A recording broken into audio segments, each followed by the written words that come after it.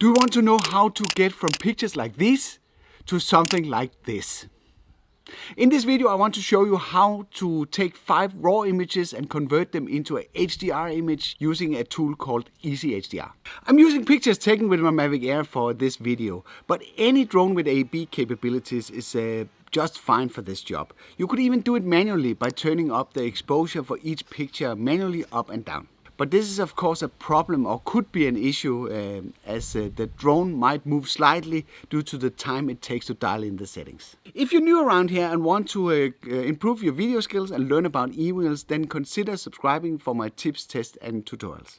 In one of my previous videos where I was talking about the settings for taking the perfect photo, I revealed the technique behind some of these amazing drone shots that you see on social media.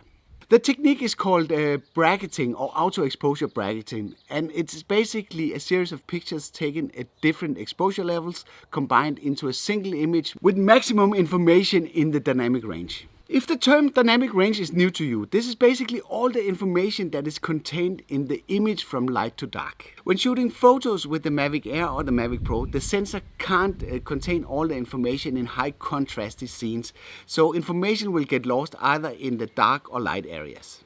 Looking at the picture captured at a local castle, you will see the picture either too dark when trying to show details in the dark areas, or the sky is completely blown out. This is where our bracketing images are super good, because they each contain information from a smaller dynamic range.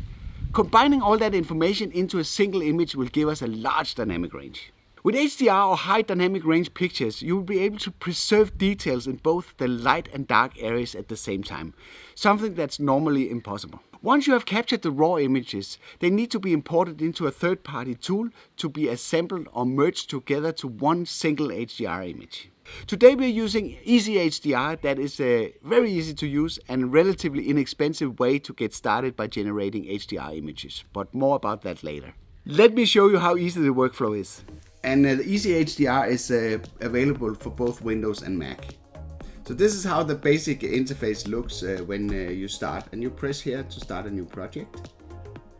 And with that one we have to go to the desktop. I've prepared some pictures. And what you can see here is basically I have, let's sort them by type. I have 5 raw images and additionally 5 JPEGs. And the JPEGs are basically just a representation of the images that we are going to process. But we don't want those because they do not contain all the information that we need. So we need to pick these 5 raw files with the extension GNG that is generated by the drone. So let's pick those and press open. And then we are being presented with this dialog. And the only thing we need to do here is basically press OK for the pictures to import. What you will see now is the pictures start to appear here on the right side, where you can see additional information about them. And in the middle you will get this generate HDR dialog. And so far I have only went with the automatic alignment of the pictures in case there should be a little deviation between each picture. I have not used ghost removal, at least not yet. That has not been necessary. The format that I use is True HDR, and what you want to do next is basically just launch the Generate HDR, and the software will crunch away and produce a nice looking HDR image for us to work on. So right now it's working on merging these 5 photos that are shot with different exposure levels. Depending on the speed of your computer, this can take more or less time. There we go. This is our basic default HDR image, and right now it might seem a little bit rough, so we probably need to do some additional work on it. But if you study the picture closely, you would see that all the details are available in the picture, even in the dark and bright areas. So that is a pretty nice starting point. Let's look what we can do to the image with EasyHDR. When the images are processed into a HDR image, you can choose one of the many presets that comes with EasyHDR through the menu in the left side. So for now I will choose the Enhance 2 preset, and then I will move over to the right side and do some minor adjustments to this. This video is not about the adjustments that I make, because you would probably have different preferences than me. So I will just show you some of the stuff that you can do. The first available thing is a tone curve, and that will allow you to adjust the bright areas of the picture, the dark areas of the picture, and you can modify those until you get this desired S curve that everybody is talking about. So maybe that was not an S. Go down like that. The next, whoa! And this is what happens if you go all crazy with this tone curve thingy. Okay, so let's leave it like that. And the next smart thing I want to show you is the histogram. And the histogram, I've been talking about that while we are flying the drone, and it has the same function here. It's a graphical representation of the dark and bright areas of the photo, where the left side represents the dark areas, the right side represents the light areas, and you have the midtones in the middle. But what you can do with this histogram, which is pretty smart, is that you can enable this threshold for the dark areas that will show you which areas of the photo that is actually underexposed. And it goes the same in the other end, so you can see which highlights are blown out. But this is not the issue with this picture. There are certain areas that are underexposed. And you might be perfectly happy with that and leave it with that. But at least it will show you if there are areas or details that are being washed out.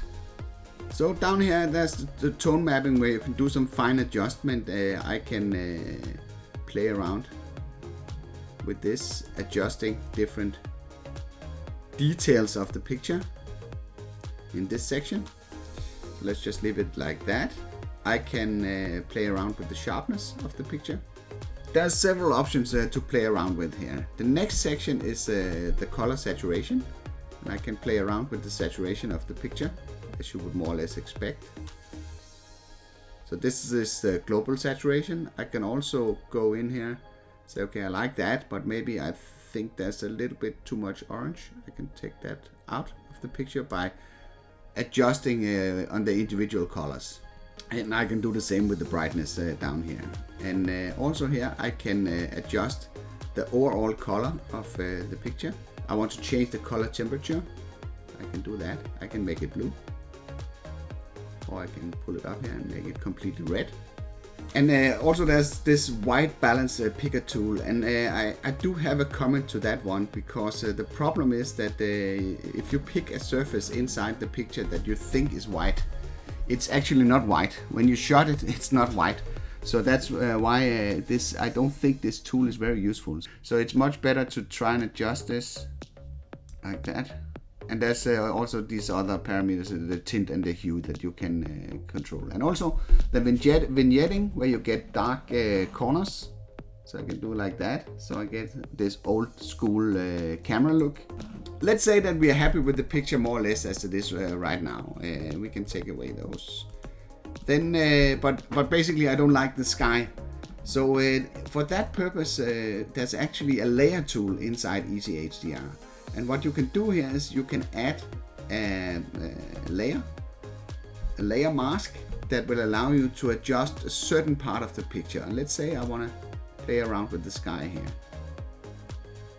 So now the sky has been highlighted with a green color. It's not green, it's just a color that shows you where we are. So if I go over here and this one has been selected, the changes that I make here, the easiest way is to do it up here. Is only affecting the sky. So the rest of the image is untouched. So no matter what I do up here, it will only affect the layer that I'm working on or have been selected. So this is a pretty nice thing. So you could basically do the sky, and you could separately, you could do the water separately if you wanted to do that. That gives you a lot of options to adjust certain parts of the image. And you have all the same options that you have for the global settings of the image. I can even apply different presets. If I like the sky for one of these presets, I can choose that. You see, it changes. That was the layers. So let's get rid of those. Let's say that we are perfectly happy with the picture now, and now we want to export it so we can use it for something. first I want to show you something. You can go in here. You actually get a chance to modify the picture if there's something you want to change. Let's put the cast according to the rule of third here and say we are happy with that. So I can just press apply and then it will modify the picture. So you can do all sorts of stuff like cropping, scaling, distorting, all sorts of stuff that will make the picture look like you want. Now I'm happy with my picture and I want to export it so I can use it on social media. So I just press this disk here, and as you can see, let's select the desktop so we can find it.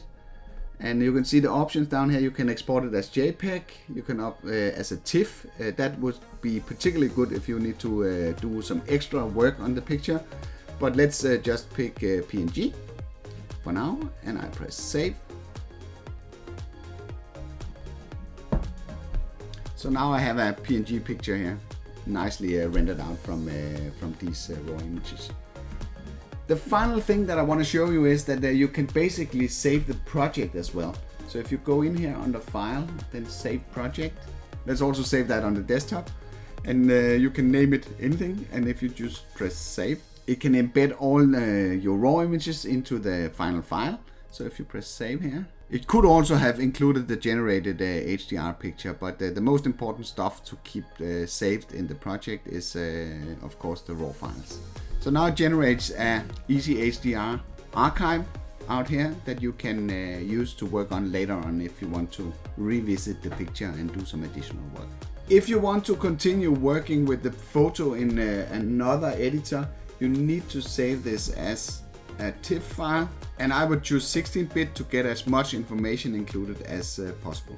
Now I have the TIFF picture and I can open this in Adobe Elements if I want to. I don't have Lightroom or any of the other softwares right now, so I can basically continue working on the pictures in here.